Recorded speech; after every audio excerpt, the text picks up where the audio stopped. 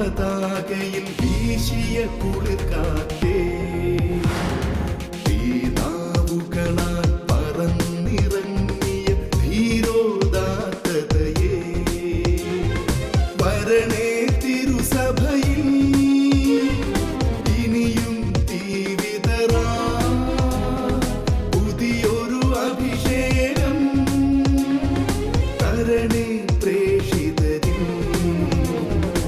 ആദിയുഷസ്സിൻ വിജയ പതാകയിൽ വീശിയ കുളിർക്കാറ്റേ, തീനാവുകളാൽ പറന്നിറങ്ങിയ ധീരോദാത്തതയേ, വരണേ തിരുസഭയിൽ ഇനിയും തീവിതറാ പുതിയൊരു അഭിഷേകം തരണേ പ്രേഷിതരിൽ.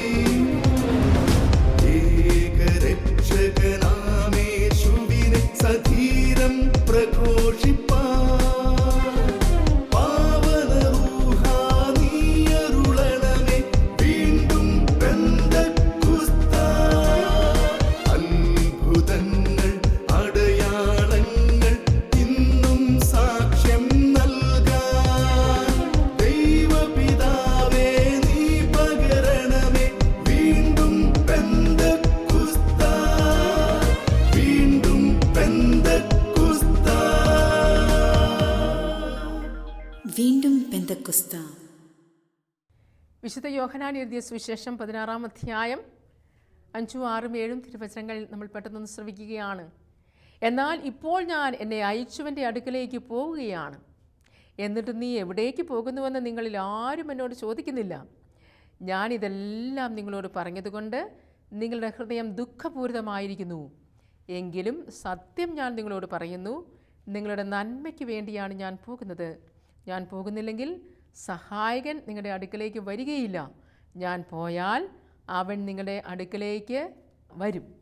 പ്രിയ സഹോദരങ്ങളെ, പെന്തക്കുസ്തായ്ക്ക് വേണ്ടി നമ്മളിങ്ങനെ ഒരുങ്ങുന്ന സാഹചര്യത്തിലാണ് ഈ അപ്പസ്തോലൻ ശിഷ്യഗണം സങ്കടപ്പെട്ടിരിക്കുക. ഈശോയുടെ ആ ദൃശ്യമായ സാന്നിധ്യം നഷ്ടപ്പെടാൻ പോകുന്നു എന്നുള്ള ചിന്ത ശിഷ്യന്മാരെ വളരെയേറെ ദുഃഖത്തിൽ ആഴ്ത്തിയിരിക്കുന്ന ഒരു സമയമാണ്. അവർക്ക് ഈ ലോകത്തിൽ പീഡനവും ദുഃഖവും ഒക്കെ ഉണ്ടാകും, പ്രയാസങ്ങളുണ്ടാകുമെന്ന് പറഞ്ഞ ആ മുന്നറിയിപ്പ് അവരെ കൂടുതൽ വേദനിപ്പിച്ചപ്പോൾ ഈശോ ആശ്വസിപ്പിക്കുകയാണ്. പരിശുദ്ധാത്മാവ് അദൃശ്യമായ ആ സാന്നിധ്യത്തെ ദൃശ്യമാക്കി തന്നുകൊണ്ട് അനുഗ്രഹിക്കുമെന്ന് പറയുകയാണ്. പരിശുദ്ധാത്മാവ് ഈശോയുടെ ആത്മാവാണ്. ഈശോയുടെ സഭയിലുള്ള സാന്നിധ്യമാണ് പരിശുദ്ധാത്മാവ്. പ്രിയ സഹോദരങ്ങളെ, ദുഃഖം ഇപ്പം തോന്നുന്നുണ്ടോ? സങ്കടം തോന്നുന്നുണ്ടോ? ഒറ്റയ്ക്കാന്ന് തോന്നുന്നുണ്ടോ? അനാഥനാണെന്ന് തോന്നുന്നുണ്ടോ? പരിശുദ്ധാത്മാവിനെ കൂട്ടുപിടിക്കാത്തത് കൊണ്ടാവട്ടോ. പരിശുദ്ധാത്മാവിനെ ഒന്ന് വിളിച്ചേ. പരിശുദ്ധാത്മാവ് വരുമെന്ന് പറഞ്ഞപ്പോൾ അവരുടെ സങ്കടമൊക്കെ മാറിയിട്ടുണ്ടാവും. അവർക്ക് സങ്കടമൊക്കെ മാറി. അപ്പോൾ ഈ ലോകത്തിലെ ഏതെങ്കിലും ഒരു ദുഃഖത്തിൻ്റെയോ വേദനയുടെയോ സങ്കടത്തിൻ്റെതായ ഏതെങ്കിലും ഒരു ചിന്തകൾ എൻ്റെ ജീവിതത്തിൽ കടന്നു വരുന്നുണ്ടെങ്കിൽ പരിശുദ്ധാത്മാവ് നമ്മുടെ ജീവിതത്തിൽ നമ്മൾ സഹായത്തിന് ചോദിച്ചിട്ടില്ല, പരിശുദ്ധാത്മാവിനെ വേണ്ടവണ്ണം നമ്മൾ സ്വീകരിച്ചിട്ടില്ല എന്നതാണ്. അതുകൊണ്ട് നമ്മൾ ചോദിക്കണം, എനിക്കിപ്പോൾ ഇന്ന് ദുഃഖമുണ്ട് പരിശുദ്ധാത്മാവേ, എനിക്ക് ഭയങ്കര സങ്കടമാകട്ടെ, ഞാൻ തോറ്റുപോയി പരീക്ഷയ്ക്ക് 3 പ്രാവശ്യം എഴുതിയിട്ടും തോറ്റുപോയി, എന്നെ ഒന്ന് ജയിപ്പിക്കണേ പരിശുദ്ധാത്മാവ്. ഒന്ന് പറഞ്ഞു നോക്കിക്കേ. പരിശുദ്ധാത്മാവ് എൻ്റെ വീട് പണി തീർന്നേയില്ല പറഞ്ഞിട്ടുണ്ടോ പരിശുദ്ധാത്മാവിനോട്? ഒന്ന് പറഞ്ഞു നോക്കിക്കേന്നേ. പരിശുദ്ധാത്മാവ് എനിക്ക് ഡ്രൈവിങ് അറിയത്തേയില്ല, ഈ തോക്കലോട് തോൽക്ക് തന്നെയോ. പരിശുദ്ധാത്മാവ് എനിക്ക് സ്റ്റിയറിംഗ് പിടിക്കാൻ എൻ്റെ കൂടെ എന്ന് പറഞ്ഞു നോക്കിയിട്ടുണ്ടോ പരിശുദ്ധാത്മാവിനോട്? പരിശുദ്ധാത്മാവ് ഈ മരുന്ന് പെട്ടി ഇങ്ങോട്ട് നടന്ന് ഞാൻ മടുത്തു, എന്നെ ഒന്ന് ഈ മരുന്ന് പെട്ടി എടുക്കാനൊന്ന് സഹായിക്കണമെന്ന് പറഞ്ഞു നോക്കിക്കേ. പരിശുദ്ധാത്മാവ് മരുന്ന് പെട്ടി എടുക്കുകയല്ല, നമ്മുടെ കയ്യിൽ നിന്ന് രോഗം ഏറ്റെടുക്കും. ഇത്രയും നല്ലൊരു സഹായകനെ, ഇത്രയും നല്ല കൂട്ടുകാരനെ നമ്മൾ കൂട്ടിച്ചേർന്നില്ല. ഇത് സിസ്റ്റർ ചുമ്മാ പറയുന്നില്ല, സിസ്റ്റർ ജീവിതാനുഭവത്തിൽ നിന്ന് പറയുന്ന പരിശുദ്ധാത്മാവെ. ബസ് പോയി, ട്രെയിൻ പോയി, സമയം പോയി, ഇന്നത് പോയി, കാര്യങ്ങളൊന്നും നടന്നിട്ടില്ല, സഹായിക്കണേ. കുരുത്തക്കേട് കാണിച്ചിട്ടല്ല കേട്ടോ പറയേണ്ടത്. നമുക്കറിയാവുന്ന രീതിയിൽ നന്നായിട്ടൊക്കെ ജീവിച്ചിട്ട് വരുന്ന കുറവുകളിലേക്കൊന്ന് വിളിച്ചു നോക്കിക്കേ. പരിശുദ്ധാത്മാവെ, കൊച്ചിലൊരു ജോലി കിട്ടുന്നില്ല, ജീവിതത്തിൽ നമ്മളെ തകർക്കാൻ സാധ്യതയുള്ള കുഞ്ഞു കുഞ്ഞു സങ്കടങ്ങളുടെ മേഖലകൾ എത്രയാ ഉള്ളത്? ഇതിൻ്റെ ലിസ്റ്റ് ഒന്ന് എടുത്തു നോക്കിയാൽ നമുക്ക് തീരുകയോ? ആരാ നമുക്ക് തന്നിരിക്കുന്നത്?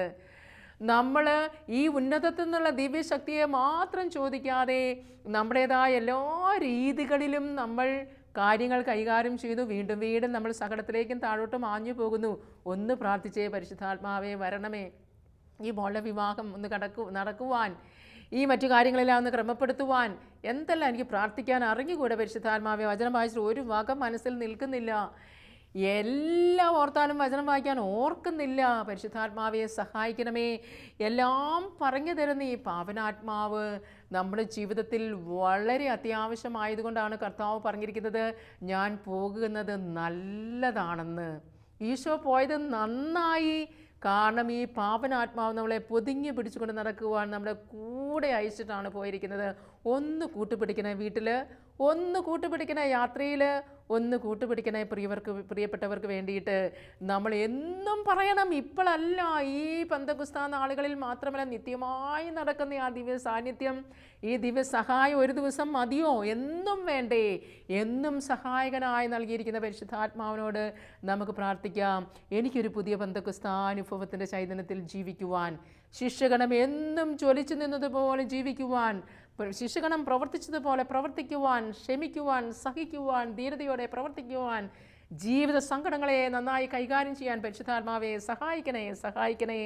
പരിശുദ്ധാത്മാവെ സഹായിക്കണമേ, സഹായിക്കണമേ. പരിശുദ്ധാത്മാവെ വരണമേ, വരണമേ, വരണമേ. വീണ്ടും പെന്തക്കോസ്താ. പരിശുദ്ധാത്മാവെ എഴുന്നള്ളി വരണമേ. അങ്ങേ ഇഷ്ടദാസിയായ പരിശുദ്ധ മറിയത്തിൻ്റെ ശക്തമായ മാധ്യസ്ഥതയാൽ തിരുസഭയിലേക്ക് അഗ്നിനാവുകളായി വീണ്ടും വന്നു നിറയണമേ. കർത്താവിൻ്റെ രണ്ടാം വരവിനായി ലോകത്തെ ഒരുക്കുവാൻ സഭയെ ബലപ്പെടുത്തിയാലും അങ്ങ് എല്ലാം കാണുന്നുണ്ടെന്ന ദൈവഭയത്താൽ ഞങ്ങളെ നിറയ്ക്കണമേ. സഭാമക്കളായ ഞങ്ങളെല്ലാവരും എന്നും കർത്താവിൻ്റെ മഹത്വത്തിനായി അധ്വാനിക്കുവാൻ കൃപ നൽകണമേ. ആമേൻ.